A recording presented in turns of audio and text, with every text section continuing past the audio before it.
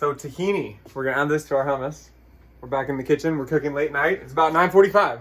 Let's get it. So this tahini is the best tahini for hummus, but the one thing about it is you gotta stir it. And my wrist already hurts, but I gotta get you in here to show you what real stirring can be like, because it's not always pretty.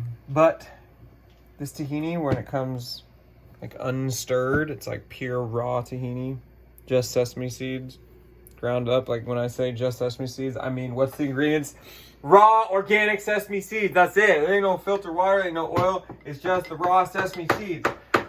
So you're fighting the naturalness of it. So you're gonna wanna get your spoon in there and you're going to turn it, okay? You're gonna wanna get it really all the way down there to get the bottom, and then you're gonna churn it. And when I say churn it, I mean turn it. Okay, turn it. You're gonna wanna switch arms because it's just so painful. This is hard, folks. It doesn't look hard, but it's hard.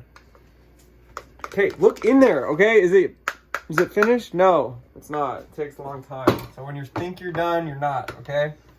I mean it. And then when you're done, oh, baby, we want 2 heapingfuls. And when I say heaping, I mean heaping. 2 heapingfuls for 32 ounce of chickpeas or garbanzos. They're already cooked, they're already salted. Okay, don't get at me. 2 heaping. Oh my God, it just doesn't get better. And if you're feeling a little bit more, you're feeling a little bit more. So that's just the deal here.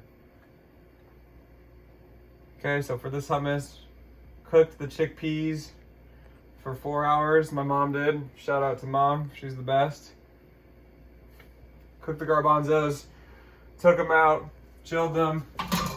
Then I'm adding salt, or I'm adding no salt, I'm adding garlic, cumin, tahini, and lemon. That's gonna be your ingredients for your hummus.